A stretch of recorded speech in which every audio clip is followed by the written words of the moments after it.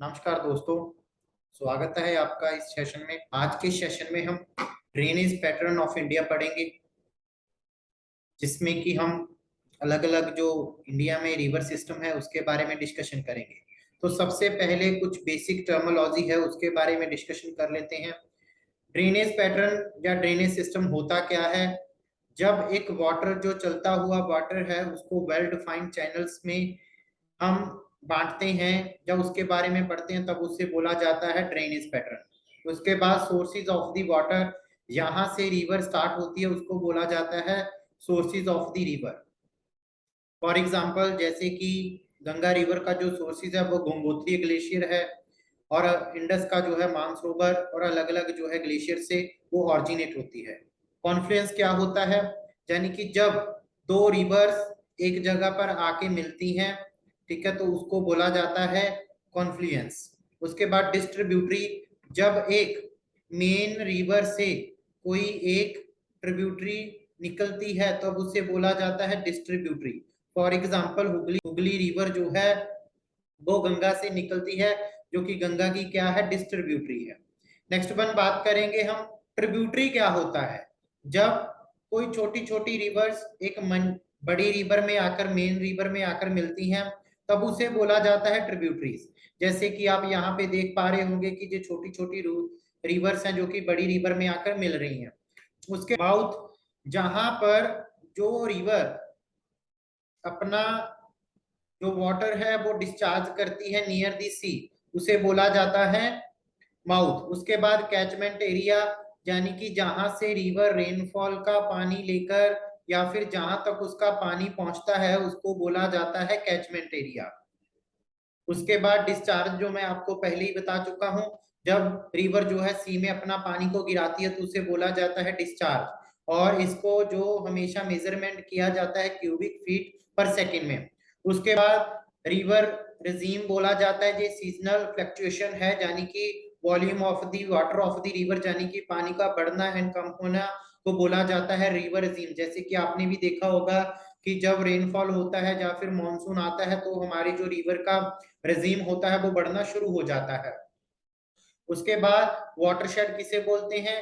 जहां पर जो है पानी पहुंच पाता है रिवर का उसे बोला जाता है वाटरशेड। जैसे कि आप यहाँ पे भी देख सकते हो, ये क्या है, वाटरशेड एरिया है। उसके बाद नेक्स्ट वन देखेंगे हम, type of the drainage pattern found in India, यानी कि भारत में जो है किस तरीके का ड्रेनेज पैटर्न हमें देखने को मिलता है। तो सबसे पहले आता है डेंड्रेटिक। डेंड्रेटिक का मीनिंग यानी कि ये जब रिवर जो है काफी सारी ब्रांचेस में डिवाइड होती है तो उसे बोला जाता है डेंड्रेटिक। जैसे कि आप इसमें देख सकते हो, ठीक है, जो रिवर है वो काफी सारे पार्ट में डिवाइडेड है, इसको बोला जाता है डेंड्रेटिक। उसके बाद नेक्स्ट वन बात करेंगे हम रेडियल की। रेडियल में जब एक माउंटेन से, यानी कि एक सेंटर पॉइंट से काफी सारी जो रिवर्स हैं वो फ्लो करती हैं तब उसे बोला जाता है डेंड्रैक। जैसे कि हिमालय से और अमरकंटक से काफी सारी जो रिवर्स हैं वो क्या करती हैं, फ्लो करती हैं, तब उसे बोला जाता है रेडियल। उसके बाद नेक्स्ट बात करेंगे हम सेंट्रीपिटल की। सेंट्रीपिटल क्या होता है कि जब काफी सारी रिवर्स एक जगह पर डिस्चार्ज होती हैं, जैसे कि आप इसी इमेज में देख पा रहे होंगे, तो ये क्या है, उसका सेंट्रीपिटल है। उसके बाद टेरलिस किसे बोला जाता है? जब जो रिवर है वो इस तरीके से रॉक को कट करके चलती है, और साथ ही साथ उसकी जो रिवर्स हैं उसमें और आकर जो रिवर्स मिलती हैं उसे बोला जाता है टिर्टल्स। जैसे कि छोटा नागपुर प्लेट्यू और Damodar river river system. Next one बात करेंगे हम रेक्टेंगल की। रेक्टेंगल उसे बोलते हैं जैसे कि जो रिवर्स है वो मेन रिवर, और साथ ही साथ इसकी जो ट्रिब्यूटरीज हैं वो राइट एंगल बैंड में जो है शो होती हैं, तो उसको बोला जाता है रेक्टेंगल, जैसे कि विंध्याचल माउंटेन एक्सेट्रा।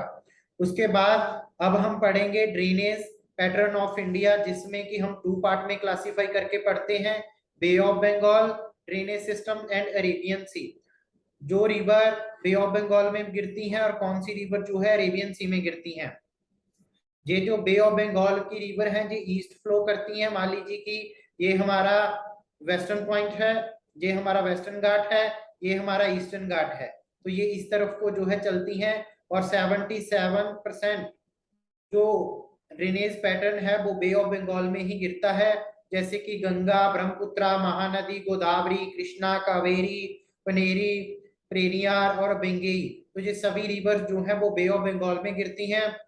उसके बाद अरेबियन सी में जो वेस्ट फ्लो को चलती हैं, और उसके बाद 23% जो ड्रेनेज एरिया है कंट्री का वो अरेबियन सी में गिरते हैं। कौन कौन सी रिवर, जैसे कि Indus river, Narmada river, Tapti river, Sabarmati river और माही रिवर। तो ये कुछ रिवर्स हैं जो कि फ्लो करती हैं, फॉल डाउन होती हैं अरेबियन सी में।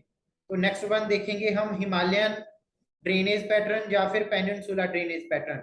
जो हिमालयन रिवर्स हैं उनका जो ऑरिजिनेटेड है वो हिमालय से होता है, और इनका जो सोर्सेज होता है वो या तो ग्लेशियर होते हैं और या फिर प्रेसिपिटेशन के कारण जो है ये रिवर सिस्टम बनता है। इसीलिए इनको जो है पेरिनल रिवर भी बोला जाता है, यानी कि सदाबहार रिवर, जिसमें कि सारा साल पानी रहता ही रहता है, जैसे कि गंगा रिवर होगी, इंडस रिवर होगी और ब्रह्मपुत्रा रिवर होगी। उसके बाद पेनिनसुलर ड्रेनेज सिस्टम, ये जो है पेनिनसुलर रिवर, पेनिनसुलर इंडिया जब माउंटेन से निकलती हैं या फिर हिल से निकलती हैं, और ये सीजनल रिवर्स हैं क्योंकि इसमें या तो किसी सीजन में या फिर मॉनसून का जो पानी है वही इसमें आता है, तो इसीलिए इसको जो है सीजनल रिवर्स भी बोला जाता है। इसको भी हम फर्दर दो पार्ट में क्लासिफाई कर देते हैं, fall down in the Bay of Bengal and fall down in the Arabian Sea, जैसे कि नर्मदा, ताप्ती, माही रिवर जो कि अरेबियन सी में गिरती हैं, और जैसे कि गोदावरी, कृष्णा, कावेरी, ये जो रिवर्स हैं वो बे ऑफ बंगाल में गिरती हैं। तो आगे नेक्स्ट स्लाइड में हम देखेंगे भी कौन कौन सी जो रिवर है वो कहाँ कहाँ फॉल डाउन होती हैं। तो आज हम सबसे पहले हिमालयन ड्रेनेज सिस्टम देखेंगे जो कि रिवर्स निकलती हैं हिमालय से, उसमें में से भी सबसे पहले हम इंडस रिवर देखेंगे।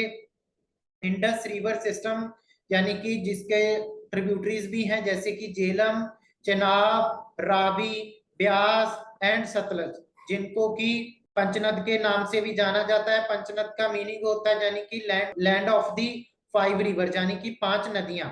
और ये जो है लार्जेस्ट बेसिन है वर्ल्ड का, और इसका जो 1/3 पार्ट है वो इंडिया में और जम्मू एंड कश्मीर, हिमाचल और पंजाब में फ्लो करता है, और बाकी जो पोर्शन है वो पाकिस्तान में फ्लो करता है। टोटल इसकी जो लेंथ है वो 3180 किलोमीटर है, बट इंडिया में जो फ्लो करती है वो ओनली ऑन 1114 किलोमीटर है। इसको जो है सिंधु के नाम से भी जाना जाता है एंशिएंट टाइम पीरियड में, और सबसे वेस्टर्न मोस्ट रिवर है हिमालय की। और ये जो ऑरिजिनेट होती है ये होती है नियर दी ग्लेशियर बोखरचू ग्लेशियर, जो कि टिबेटन प्लेट्यू में है, और इसकी जो हाइट है वो 4164 मीटर, जो कि कैलाश माउंटेन में सिचुएटेड है, वहां से ये ऑरिजिनेट होती है।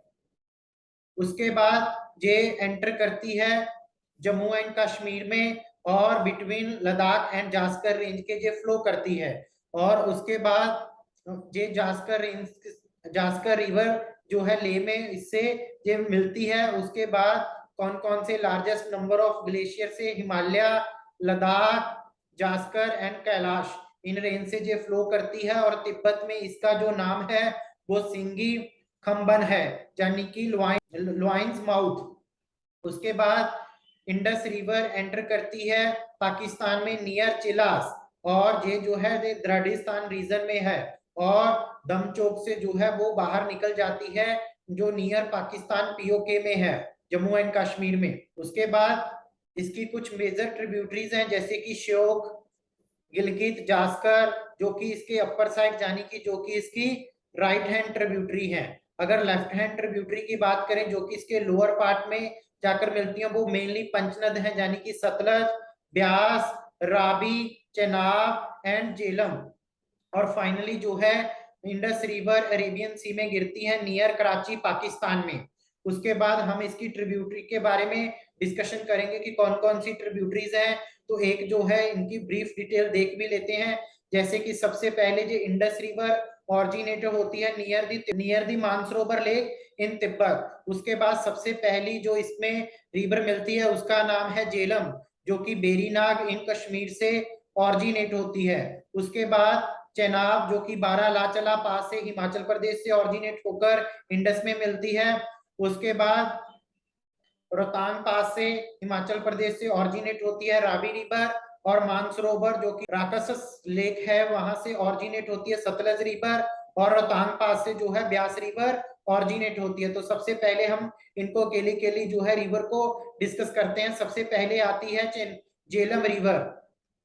झेलम रिवर जो ऑरिजिनेट होती है वो बेरीनाग से ऑरिजिनेट होती है, जो कि पीर पंजाल रेंज में और south eastern part of the Kashmir में सिचुएटेड है।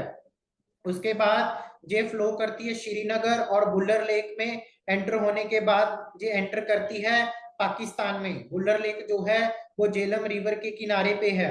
उसके बाद ये जांग में पाकिस्तान, ये जांग में जाकर ज्वाइन करती है चेनाब रिवर को।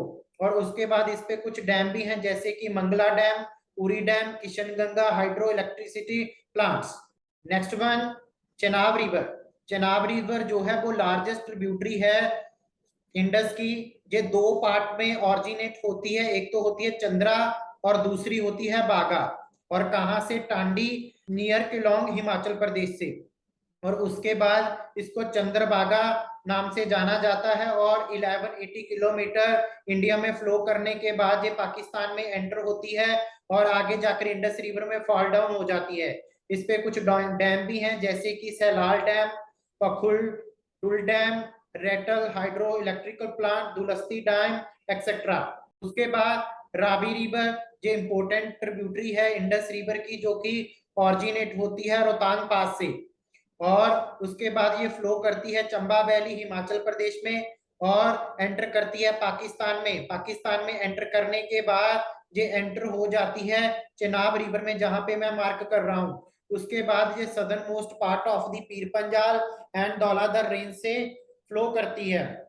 उसके बाद कुछ इस पे डैम भी हैं जैसे कि चमेरा डैम और Ranjit Sagar dam. Next one, Beas river.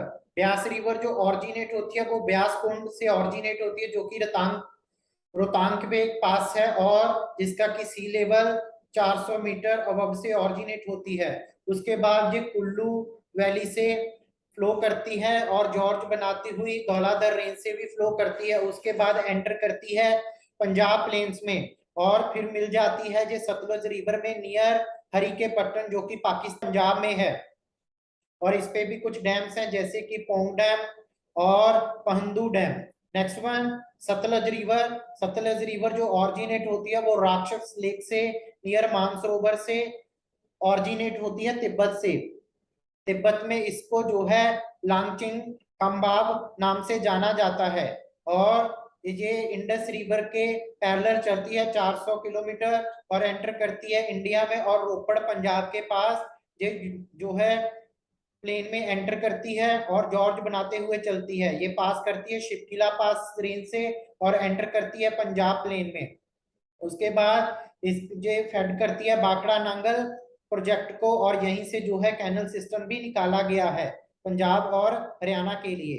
तो ये एक मैप है पंचनद का, आप देख सकते हो।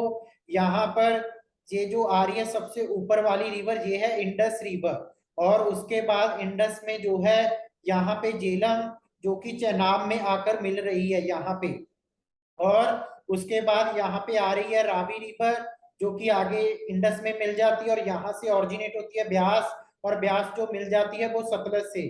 और फिर आगे जो सतलज रिवर है वो रावी में मिलकर इंडस में मिल जाती है। और एक ट्रीटी हुई थी जिसका नाम था Indus water treaty. Indus water जो ट्रीटी हुई थी वो इंडिया एंड पाकिस्तान के बीच में हुई थी, क्योंकि after the partition Indus river दोनों कंट्रीज के बीच में बहती है, इंडिया में भी और पाकिस्तान में भी। अब इंडिया जो है आए दिन जो है डैम बनाता रहता था, जिसकी वजह से जो पाकिस्तान था उसको आपत्ति रहती थी कि इंडिया जो है वो पानी का फ्लो कम कर देता है पाकिस्तान में आने से। इसीलिए जो पाकिस्तान था वो यूएनओ के पास गया और जिसमें कि उन्होंने ट्रीटी करवाई जिसका नाम दिया गया इंडस वाटर ट्रीटी, जो कि 19 दिसंबर 1960 को किया गया था। इसके क्या प्रोविजंस थे?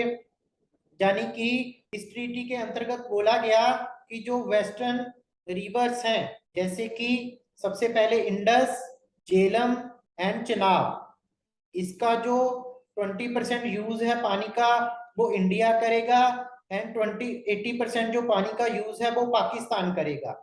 और दूसरी जैसे कि रावी, ब्यास एंड सतलज, इनका जो 20% यूज है पानी वो पाकिस्तान करेगा, और 80% जो यूज है वो इंडिया करेगा। और साथ ही साथ ये भी बोला गया इंडिया को कि इंडिया जो है वो कोई भी डैम बना सकता है और इरिगेशन के लिए उस पानी को यूज कर सकता है बिना किसी अनरिस्ट्रिक्टेड के, और साथ ही साथ हाइड्रो इलेक्ट्रिसिटी प्रोजेक्ट भी उस पर लगा सकता है। ठीक है, तो यहाँ पर थी हमारी इंडस वाटर ट्रीटी। तो नेक्स्ट वन हमारी रहती है हिमालयन रिवर, तो गंगा रिवर और ब्रह्मपुत्रा रिवर, उसको हम नेक्स्ट सेशन में करेंगे। अगर हम इसमें डिस्कशन करते तो बहुत लंबा सेशन हो जाता। तो thank you very much for listen patiently, have a nice day, bye.